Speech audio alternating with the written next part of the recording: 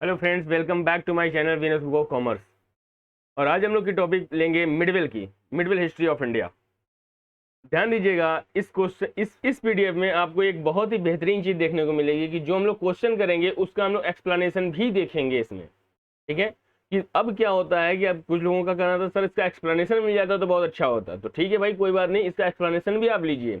और ध्यान दीजिएगा, मिडवेल में आपको कैसे कैसे क्वेश्चंस आएंगे वो चीजें आप इस पीडीएफ में हमसे पाएंगे, इस वीडियो में आप हमसे पाएंगे। क्लियर है? चलिए आइए स्टार्ट किया जाता है। मगर हाँ, ध्यान दीजिए, ये हमारे कुछ सोशल मीडिया हैंडल हैं, आप इस पर भी हमसे कनेक्ट हो सकते हैं, क्योंकि इसमें अगर कनेक्ट होंगे तो आपको जो भी अगर लेटेस्ट इन्फॉर्मेशन दिया जाएगा तो वो आपको यहाँ से प्रोवाइड कर दिया जाएगा। देखिए, ये इंस्टाग्राम है, ये टेलीग्राम है और ये फेसबुक पेज है।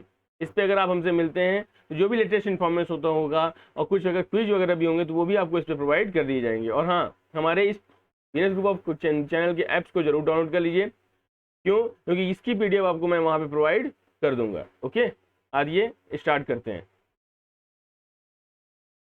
Which of the following empire sustain the advancement of Arab invader? ठीक है, इन्वेडर्स जो थे अरब के, उनको अगर बढ़ाया गया था, एडवांसमेंट किया गया था, तो क्या क्या हुआ था भाई? बोला कश्मीर के करकोटा जे थे, कन्नौज के गुर्जर प्रतिहार थे, या फिर चित्तौड़ के बप्पा रावल थे। तो इसमें से कौन सा ऑप्शन सही है? भैया ये तीनों के तीनों ही थे एडवांसमेंट के लिए, इसके अरब इन्वेडर्स के लिए। क्लियर है ना? तो इसका नंबर क्या है? Option number D is correct है इसका। अब ध्यान दीजिएगा, इसका एक्सप्लेनेशन देखिए कितना बढ़िया है। बोल रहा है राजपूत सरदारों ने अरबों को शांतिपूर्ण अस्तित्व की अनुमति नहीं दी थी। ध्यान दीजिएगा, कश्मीर के कारकोटा, कन्नौज के गुर्जर प्रतिहार और चित्तौड़ के प्रसिद्ध बप्पा रावल अरब उन्नति की जांच करने के लिए पर्याप्त शक्तिशाली थे। ध्यान दीजिएगा, क्लियर ना? आइए नेक्स्ट क्वेश्चन पे आते हैं। बोल रहा है सुबुक्तगीन का पुत्र यानी कि son Mahmud ascend the throne at Ghazni and rule during which of the following periods? बोला है सुबुक्तगीन का पुत्र महमूद गजनी के सिंहासन पर बैठा और निम्नलिखित में से किस काल में शासन किया? तो ये बता रहा है कौन से इसका शासन काल का जो टाइम था वो क्या था? वही सी 998 से 1030 सी तक था। क्लियर है ना? ये आपको याद रखना है भाई कि ये सुबुक्तगीन का पुत्र जो महमूद गजनी था वो कब तक सिंहासन में बैठा था? वो इस सन में बैठा था 1998 से 1030 तक। ठीक है, आइए, सुबुक्तगीन का पुत्र महमूद गजनी के सिंहासन में बैठा और 998 से 1030 सी के बीच शासन किया। महमूद तब 27 वर्ष का था। एक क्वेश्चन और बन गया। ठीक है, और सुल्तान की उपाधि पाने वाला पहला शासक कौन था? यही था बाबू, कौन? महमूद गजनी। एक आपको देखिए एक्सप्लेनेशन से क्या हो रहा है कि एक नहीं, दो से तीन क्वेश्चंस आपको और मिल जा रहे हैं। ठीक है, ये आपको बेनिफिट थोड़ा सा मिलेगा इसमें। आइए नेक्स्ट क्वेश्चन पे आते हैं।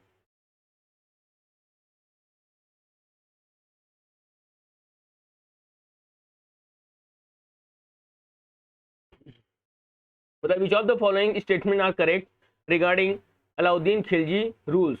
बोल रहा है अलाउद्दीन खिलजी के नियम से संबंधित कौन सी चीजें ठीक हैं? बोला वह बलबन की क्रूर शासन की नीतियों को पुनर्जीवित करना चाहता था। पहली बात तो ये देख लीजिए। उसके बाद क्या था? उसने अमीरों की शक्तियों और राज्य के मामलों में उलेमा के हस्तक्षेप पर अंकुश लगाया था। और अलाउद्दीन ने एक विशाल स्थायी सेना की स्थापना की थी। तो मैं बता दूं आपको, ये तीनों के तीनों क्या है? ऑप्शन करेक्ट है। ओके, तो अगर तीनों ऑप्शन करेक्ट हैं तो आपका जो ऑप्शन जाएगा वो कौन जाएगा? Option number D is correct है। क्लियर है ना? अलाउद्दीन खिलजी के जो नियम थे उसमें ये सारी चीजें आपको देखने को मिलती हैं। ठीक है, आइए नेक्स्ट देख लीजिए भाई। अलाउद्दीन खिलजी बलबन की क्रूर शासन की नीतियों को पुनर्जीवित करना चाहता था। कौन? अलाउद्दीन खिलजी। ठीक है, उसने अमीरों की शक्तियों और राज्य के मामलों में उलेमा के हस्तक्षेप पर अंकुश लगाया था और अलाउद्दीन के एक विशाल स्थायी सेना की स्थापना की थी। ठीक है ना? चलिए आगे आते हैं। बोला है who was the Kakatiya ruler? ठीक है, who was the Kakatiya ruler in power when Malik Kafur launched a campaign against Warangal in 1309 AD में। ठीक है ना? जब मलिक काफूर ने 1309 ईस्वी में वारंगल के विरुद्ध अभियान चलाया तब काकतीय शासक उस समय कौन था? ये आपको बताना है। ठीक है, प्रथ परोधा ये थे, उसके बाद रुद्रमा देवी थे, या फिर रचकोंडा थे, या फिर पोरल सेकंड थे। तो मैं बता दूं, प्रथ परोधा जो शासक थे वही इसके क्या थे? उसमें काकतीय शासक के रूप में यहाँ पे कमान संभाले थे। देखिए बोला है प्रताप रुद्र या रुद्रदेव, जिनका प्रताप रुद्र जो थे, ये देख रहे हैं, ये प्रताप रुद्र जी जो थे, इनके समय में क्या था, इनका एक और नाम था रुद्रदेव द्वितीय काकतीय वंश के अंतिम शासक और महान रुद्रमा देवी के पोते थे। क्लियर है। उसने 1310 में अलाउद्दीन के पहले आक्रमण पर सामना किया और दिल्ली के शासक नदी बनने के लिए सहमत हो गए। ठीक है। अलाउद्दीन की मृत्यु के बाद उसने श्रद्धांजलि देना बंद कर दिया, लेकिन फिर उसे 1318 में एक और आक्रमण का सामना करना पड़ा और उसे अलाउद्दीन के पुत्र मुबारक शाह, अब ध्यान दीजिए, ये भी क्वेश्चन पूछ सकता है कि मुबारक शाह किसके पुत्र थे, तो अलाउद्दीन के पुत्र थे, को श्रद्धांजलि देने के लिए मजबूर होना पड़ा। ठीक है भाई। खिलजी वंश के अंत के बाद उसने फिर से भुगतान करना बंद कर दिया। 1323 में गयासुद्दीन तुगलक के एक आक्रमण के काकतीय वंश को समाप्त कर दिया और उनके क्षेत्रों को दिल्ली सल्तनत में मिला दिया था। देख रहे हैं कितना ज्यादा अच्छा एक्सप्लेनेशन है, जो कि आपको और बेनिफिट प्रोवाइड करेगा भाई। ठीक है। उम्मीद करते हैं ये आपको क्लियर चीजें समझ में आ रही होंगी। नेक्स्ट क्वेश्चन पे आते हैं। बोला during Delhi sultanate era what was the department of the correspondence called as. ये सही बात है। दिल्ली सल्तनत के काल में पत्राचार विभाग को किस नाम से जाना जाता था। ये क्वेश्चन इंपॉर्टेंट है, इसको आप बढ़िया तरीके से देखिएगा। और हाँ, मैं बार बार एक ही बात बोलता हूँ कि आप कमेंट बॉक्स में इसका आंसर जरूर दें। ठीक है ना। दीवाने रसलत था, या फिर दीवाने इंशा था, या दीवाने अर्ज था, या दीवाने वजरत है। इनमें से कौन से पत्राचार विभाग को कहा जाता है, तो भैया कहा जाता है किसको, दीवान आई इंशा। ठीक है। Option number B is correct. सल्तनत काल के दौरान पत्राचार विभाग को दीवाने इंशा कहा जाता था। यह विभाग शासक और अन्य राज्यों के शासकों के साथ साथ उनके अधीनस्थ अधिकारियों के बीच सभी पत्राचार करता था। चलिए आइए नेक्स्ट पे। बोला है the Kolkata front of Delhi was the certain of which of the following. Delhi का कोटला किला निम्नलिखित में से किसकी रचना है। कोटला किला को कौन बनाया था भाई, यही बात आपको बताना है। भैया वो तो गयासुद्दीन तुगलक जी बनाए थे, फिरोज तुगलक जी बनाए थे, या फिर सिकंदर लोदी बनाए थे, या इब्राहिम लोदी बनाए थे। तो मैं बता दूं, हाँ आप भी बताइए, फट से बताइए। इसमें लिखिए, नीचे अगर नहीं लिखेंगे क्वेश्चन का आंसर तो आपको समझ में नहीं आएगा कि क्या। थोड़ा सा लगे तो सही, आपका तुक्का भी कितना बढ़िया तेज लग रहा है। क्लियर है। मगर ऐसा होना चाहिए, तो आप पढ़ के अगर आप देंगे तो बहुत अच्छा लगेगा। ठीक है। फिरोज तुगलक जी थे, ठीक है ना, जिन्होंने कोटला किला का निर्माण कराया था जो दिल्ली में है। आइए नेक्स्ट क्वेश्चन। देखिए तुगलक वंश के मोहम्मद बिन तुगलक। अब देखिए आगे क्वेश्चन, तुगलक वंश के कौन थे, मोहम्मद बिन तुगलक थे, ने गयासुद्दीन के मकबरे को एक ऊंचे मंच पर बनवाया था, जबकि दिल्ली में कोटला किला फिरोज शाह तुगलक की रचना है। ठीक है ना। दिल्ली की लोधी उद्यान लोधियों की वास्तुकला का एक उदाहरण है। देखिए एक ये भी हमने आपको दे दिया, जो लोधी उद्यान है वो किसका है, लोधियों की वास्तुकला का एक उदाहरण है। आइए नेक्स्ट क्वेश्चन। बोला Krishnadeva Raya was succeed by which of the following king. सही बात है। बोला कृष्णदेव राय जो थे इनमें से किस राजा के उत्तराधिकारी थे, मतलब इनके जो बोला जाता है इनके जो पहले लोग थे वो कौन थे, ये बात आपको देखना है। बोला क्या, देवराय प्रथम, देवराय सेकंड, उसके बाद वीरा नरसिम्हा राय, उसके बाद अच्युत देवराय। कौन है भाई, बोला है अच्युत देवराय जी के ये क्या थे, वंशज थे। क्लियर है। नेक्स्ट क्वेश्चन पे आते हैं।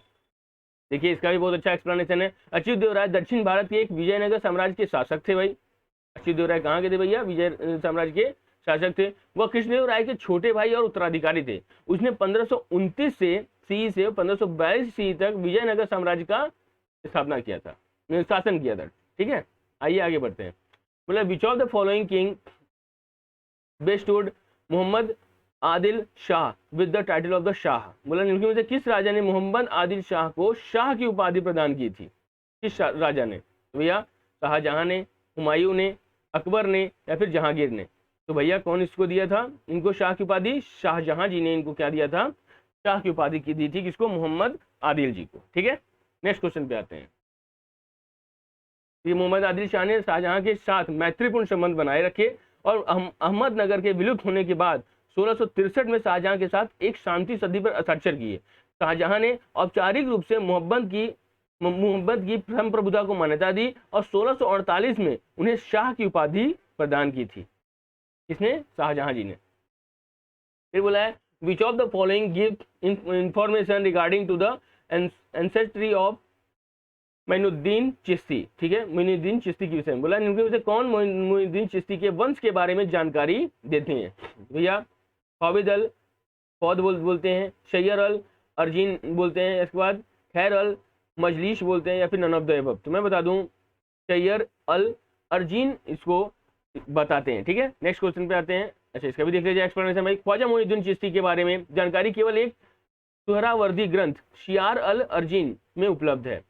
इसका ख्वाजा मोइनुद्दीन चिश्ती के बारे में इसी में बस खाली सुहरावर्दी ग्रंथ शियार उल अर्जीन में उपलब्ध है, जिसे उनकी मृत्यु के लगभग 300 साल बाद संकलित किया गया था। सोचिए 300 साल बाद उनकी चीजों को समझाया गया था, और सियाल अल अर्जीन का पार्ट मोइनुद्दीन चिश्ती के वंश के संबंध में विवरण देता है। इसका जो पार्ट है, इसका जो लेसन है, वो हमको ये चीजें बताता है। नेक्स्ट क्या है, बोला है which of the following received political favour, लिक्रेटिव उसका अपॉइंटमेंट एंड मटेरियल कंफर्ट, में से किसे राजनीतिक समर्थन, आकर्षक नियुक्तियां और भौतिक सुख सुविधाएं प्राप्त हुई थी?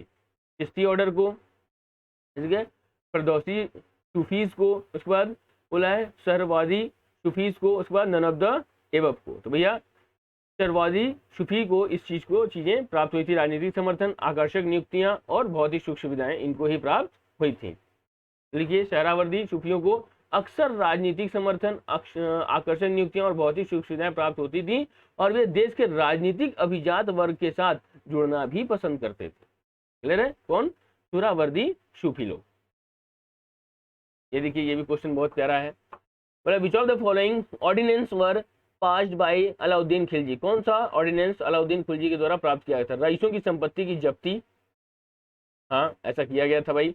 और उसके बाद रईसों की सभी गुप्त गतिविधियों की सूचना तुरंत सुल्तान को दी जाती थी, एक ये भी होता था इनके यहाँ। उसके बाद शराब और नशीले पदार्थों का सेवन वर्जित था, हाँ इनके यहाँ ये भी चीजें देखने को मिलती थी। उसके बाद सुल्तान की अनुमति के बिना सामाजिक समारोह और उत्सवों पर प्रतिबंध लगा दिया गया था, ये भी इनके यहाँ होता था भाई। मैं बता दूं ऑप्शन नंबर क्या है, चारों जब सही है तो option number D is correct. आइए देख लीजिए इनकी चीजें, तो आपको समझ में आ जाएंगी भाई। ये देखिए कितना प्यारा है। अमीरों की संपत्ति की जब्ती भी होती थी अलाउद्दीन खिलजी के समय में। तो ये अध्यादेश जारी किया गया था, रईसों की सभी गुप्त संपत्ति गतिविधियों की सूचना तुरंत सुल्तान को दी जाती थी कि अगर कोई भी प्रॉब्लम हो रही है, भैया सुल्तान आप समझिए, आप जानिए, क्योंकि आप हमको चला रहे हैं, हम हमें बता रहे हैं चीजें, तो आपको ये चीज की हक है कि आप हर चीजों को आप समझ लीजिए और उसी के अकॉर्डिंग आप जवाब दीजिए, ठीक है। फिर क्या बोला भाई, बोला शराब और नशीले पदार्थों का सेवन वर्जित था उनके यहाँ, और सुल्तान की अनुमति के बिना सामाजिक समारोह और उत्सवों की मनाही थी। क्लियर है? ये सारे चारों के चारों क्या है, ऑप्शन करेक्ट थे इसमें, ठीक है। Next, who was the immediate successor of Alauddin Khilji, बोला अलाउद्दीन खिलजी का तत्काल उत्तराधिकारी कौन बना था? तो ये कौन बना था? मलिक काफूर, उसके बाद शहाबुद्दीन उमर, उसके बाद कुतुबुद्दीन मुबारक शाह, या फिर खैजर खान। तो भैया मैं बता दूं शहाबुद्दीन उमर जी इसके क्या बने थे? उत्तराधिकारी बने थे। किसके? अलाउद्दीन खिलजी के। ये ध्यान से एकदम अच्छे से पढ़ लीजिए क्योंकि ये क्वेश्चन आ सकता है।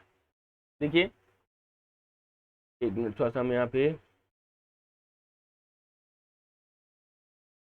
देखिए, बोला है अलाउद्दीन की मृत्यु के बाद मुबारक शाह को मलिक काफूर के कैद पर लिया गया। उसने अपने छोटे भाई शिहाबुद्दीन उमर को कठपुतली सम्राट नियुक्त किया। उमर केवल 6 साल का था जब उसे अलाउद्दीन के उत्तराधिकारी के रूप में नियुक्त किया गया था।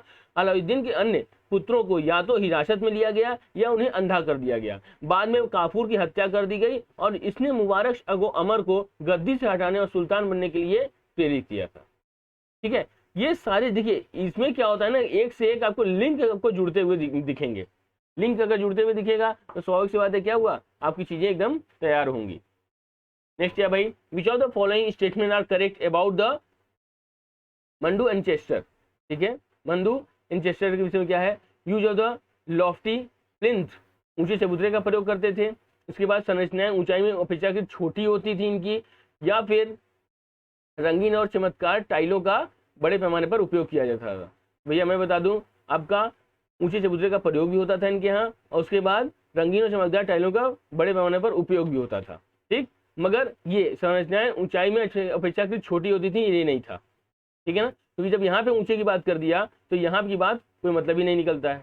ठीक है, तो ऑप्शन नंबर क्या है, first and third is correct, यानी कि सी ऑप्शन क्या है आपका करेक्ट।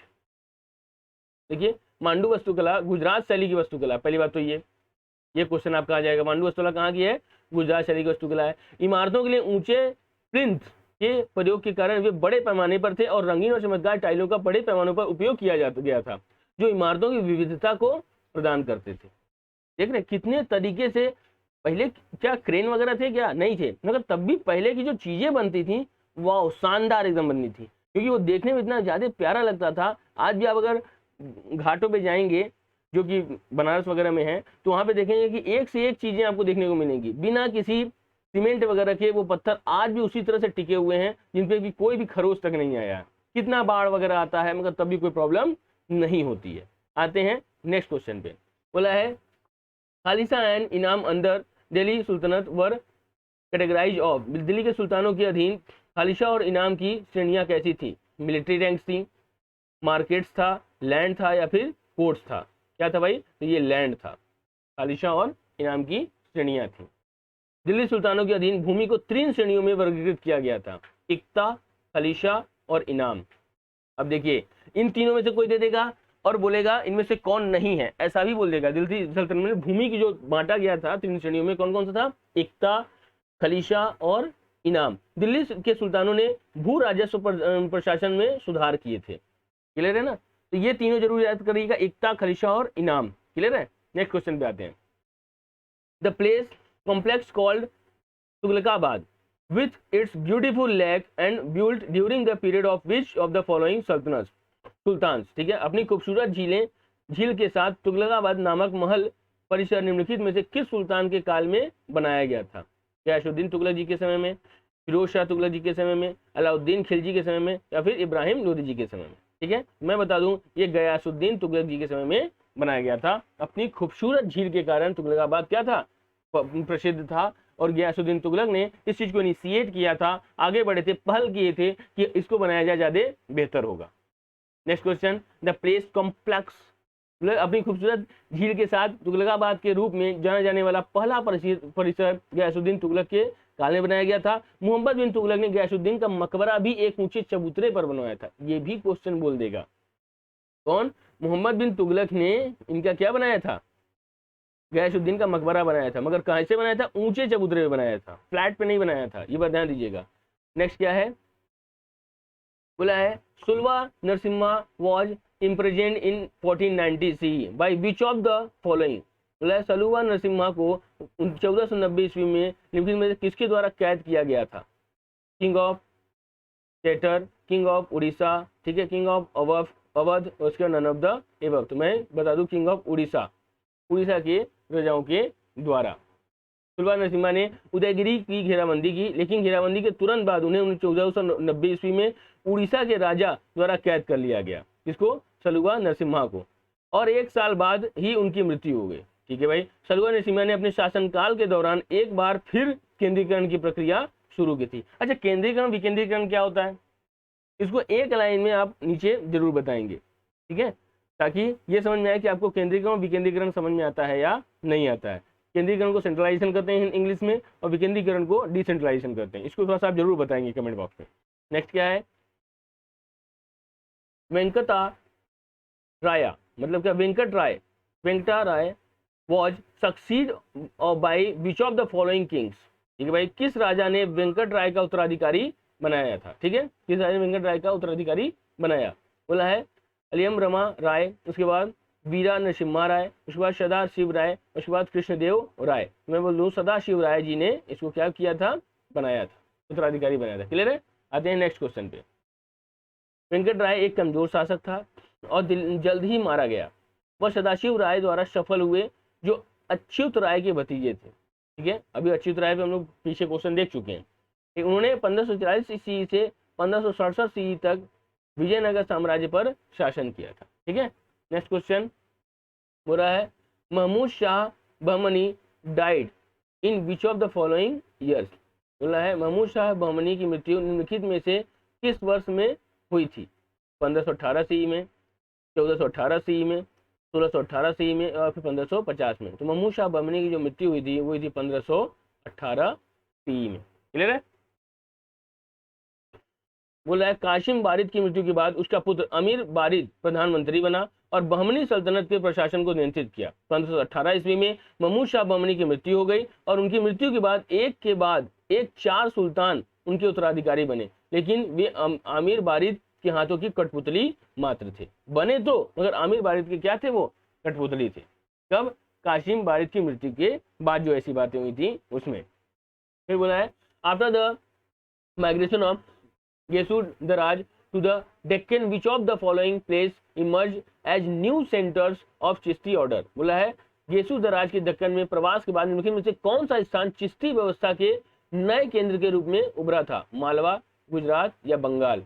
मैं बता दूं ये तीनों उभरा था। ऑप्शन नंबर क्या है? D is correct. Malwa, Gujarat और बंगाल ये तीनों चिश्ती व्यवस्था के केंद्र के रूप में आया था वहां सामने। ठीक है, नेक्स्ट क्वेश्चन क्या बोला है? दक्कन में चिश्ती सूफियों को उलेमा ए दुनिया कहा जाता था। दक्कन में गेसुदराज के प्रवास के बाद जो राज्य चिश्ती व्यवस्था के नए केंद्र के रूप में उभरे वे थे मालवा, गुजरात, बंगाल और दक्कन। ये चारों थे, ध्यान दीजिए, इसको चारों को पढ़ लीजिएगा, मालवा, गुजरात, बंगाल और दक्कन। ठीक है, नेक्स्ट क्वेश्चन बोला है which of the following are correctly match with the respect to the administration of the Sher Shah Suri? कौन सा सही बताया गया है? ठीक है भैया, ऑफिसर ड्यूटी अधिकारी कर्तव्य करते थे, सही बात है। ठेकेदार पुलिस और सैन्य अधिकारी थे, सही बात है। अमीर भू राजस्व थे, ये भी सही बात है। उसके बाद पोतदार कोषाध्यक्ष और कारकुन लेखाकार थे। तो मैं बता दूं पहला ठीक है, दूसरा भी आपका ठीक है, तीसरा भी ठीक है और चौथा भी ठीक है, यानी कि option number D is correct. Clear है? आइए देख लेते हैं। शेरशाह सूरी की प्रत्येक सरकार कई परगना में विभाजित थी। ठेकेदार सैन्य अधिकारी को कहा जाता था, अमीर भू राजस्व को कहा जाता था, पोतेदार कोषाध्यक्ष को कहा जाता था। देखिए यहाँ पे ये चीज गलत है, पोतेदार बोला जाता था, मगर यहाँ पे क्या दिया है? कारकुन लिख दिया है, लेखाकार को। क्लियर है? यही गड़बड़ी है। और कारकुन, सॉरी ये तो ठीक है, कारकुन लेखाकार को कहा जाता था, पोतेदार कोषाध्यक्ष को कहा जाता था। ये इसका मतलब करेक्ट है। मैं थोड़ा सा दूसरा चीज पढ़ लिया था, ये गलत हो गया। ठीक है, प्रत्येक परगना के प्रशासन के प्रभारी अधिकारी ये माने जाते थे। ठीक है, नेक्स्ट क्वेश्चन पे आते हैं। बोले which of the following text informs about the felicitation of the Abdul Quddus Gangohi, ठीक है, फॉर योजिक फिलोसफी? बोला इनमें में से कौन सा ग्रंथ योग दर्शन के लिए अब्दुल कुंदुस गंगोही के आकर्षण के बारे में सूचित करता है? बोला शियार अल अफ्टेन, उसके बाद इक्ताब्स अल अनवर, या फिर रुशद नमा, या फिर नन ऑफ द एबव। तो बोल रहे हैं रुशद नमा जी जो थे वो इसको क्या करता है? सूचित करता है। क्लियर है? नेक्स्ट इस पे देख लेते हैं। अब्दुल कुद्दुस गंगोही ने सूफीवाद पर व्यापक रूप से लिखा और उनके 18 ज्ञात कार्यों में से केवल 10 ही बचे हैं, यानी कि सारे क्या हो जाए? कोलैप्स हो चुके हैं। उनका नाम रुस्तनामा, ठीक है, रुस्तनामा योग दर्शन के प्रति उनके आकर्षण के बारे में बताता है। अब्दुल कुंदुस गंगोही ने सूफीवाद पर व्यापक रूप से लिखा और उसके 18 ज्ञात कार्यों में से केवल 10 ही बचे हैं। उनका नाम रुस्तनाम योग दर्शन के प्रति उनके आकर्षण के बारे में बताता है। आइए नेक्स्ट क्वेश्चन भी देखते हैं भाई। बोला battle of Ghaggar was fought in which year? बोला घग्गर का युद्ध किस वर्ष लड़ा गया था? तो ये लड़ा गया था कब? 1525 में, 27 में, 29 में और 31 में। तो ये कब लड़ा गया था? 1529 में। ठीक है ना? Next question, battle of Ghaggar, देखिए घग्गर का युद्ध 1529 में बिहार के पास लड़ा गया था। इस युद्ध में बाबर और मोहम्मद लोदी के बीच लड़ा गया था। देखिए एक और क्वेश्चन आपको मिल गया। मोहम्मद लोदी इब्राहिम लोदी का भाई था जो अफगान प्रमुखों का प्रमुख था। ये किसके बीच लड़ा गया था? बाबर और मोहम्मद लोदी के बीच में। आपको क्या बताना है मालूम है? कौन जीता था इसमें से घाघरा के युद्ध में? ठीक है ना? नेक्स्ट क्या बोला? Aurangzeb ascended the throne in which of the following year? बोला औरंगजेब निम्नलिखित में से किस वर्ष सिंहासन पर बैठा था? तो 1658 ईस्वी में, 1568 ईस्वी में, 1707 में या 1690 में? तो ये बैठा था 1658 ईस्वी में। नेक्स्ट क्वेश्चन, मुहीउद्दीन मोहम्मद को औरंगजेब के नाम से भी जाना जाता है। वे छठे मुगल सम्राट थे। उन्होंने 49 वर्ष की अवधि के लिए लगभग पूरे भारतीय उपमहाद्वीपों पर शासन किया था। औरंगजेब 1658 ईस्वी में गद्दी पर बैठे थे, 1658 ईस्वी में, ध्यान दीजिएगा। फिर क्या है? Which of the following was the next unit after friends in the administration of the Shivaji. बोला शिवाजी के प्रशासन में प्रांत के बाद अगली इकाई कौन सी थी? तो प्रांत के बाद अगली इकाई कौन सी थी? परगना थी, टर्फ थी, एक उसके बाद मौजस थी, या फिर नन ऑफ द एबव थी? मैं बोल रहा हूँ टर्फ का था। क्लियर है ना? आइए देख लीजिए, शिवाजी प्रशासन के तहत प्रांतों के रूप में जाने जाते थे और सूबेदार के प्रभार में थे। एक सूबेदार सर सूबेदार भी होता था जो सूबेदार के काम को नियंत्रित और पर्यवेक्षण करता था, जिसे हम लोग मैनेजर कहते हैं। यहाँ पे प्रांतों के बाद अगली इकाई तारफ थी, ठीक है, जिसका नेतृत्व एक हवलदार करता था। ध्यान दीजिएगा, तारफ का नेतृत्व कौन करता था? हवलदार करता था। ये भी आपको याद रखना है। देखिए आज के वीडियो का ये लास्ट आपको क्वेश्चन मिल रहा है, ठीक है। उम्मीद करते हैं आपको ये पूरी वीडियो समझ में आया होगा। और हाँ, अगर समझ में आया है तो आप लोगों को भी इसको बताइए कि कैसे इस प्लेटफॉर्म पे चीज़ें प्रोवाइड की जा रही हैं, और जितना ज़्यादा शेयर करेंगे उतना ही ज़्यादा अच्छा रहेगा। बताएंगे उनको कि लगेगा ना कि हाँ भाई वो कैसे क्वेश्चन आते हैं, उनको ये मालूम होना चाहिए। बोला which of the following was the lowest unit of administration under Marathas? निम्नलिखित में से कौन मराठों के अधीन प्रशासन की सबसे निचली इकाई थी? मैं बोल दूँ परगना थी, प्रांत थी, टर्फ थी, या फिर मौजस थी? मैं बता दूं सबसे निचली इकाई जो थी वो थी कौन? मौजस। Option number D is correct. जी हाँ, राजस्व वसूल करने के उद्देश्य शिवाजी के साम्राज्य को 16 भागों में, कितने भागों में? 16 भागों में विभाजित किया गया था। और इन 16 भागों को, एक मिनट रुक जाइए, इसको थोड़ा सा हम हट जाएं और अच्छे तरीके से ये दिखेगा। हाँ, क्या बोला है? इन 16 भागों को आगे तारफों में विभाजित किया गया था और प्रत्येक तारफ को आगे मौजों में विभाजित किया गया था, ठीक है।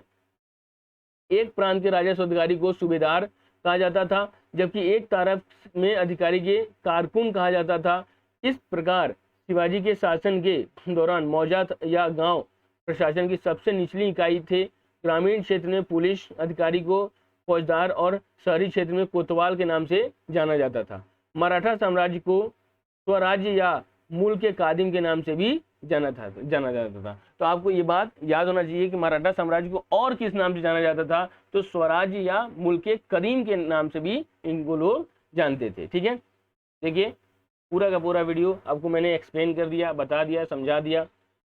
Thanks for watching this video. आप इस पर आप जरूर जुड़ जाएं, इंस्टाग्राम पे, टेलीग्राम पे और फेसबुक पेज पे।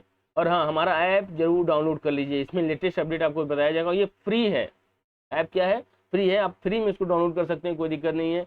आपको कुछ पेपर्स वगैरह भी आपको मिलेंगे, कुछ नए नोट्स वगैरह भी मिलेंगे, ये सब प्रोवाइड हम लोग इसी पे कर रहे हैं ऐप पे अपने। तो आप इसको जरूर से जरूर डाउनलोड कर लीजिए और इसका एंजॉय करिए अपने पढ़ाई का, ठीक है।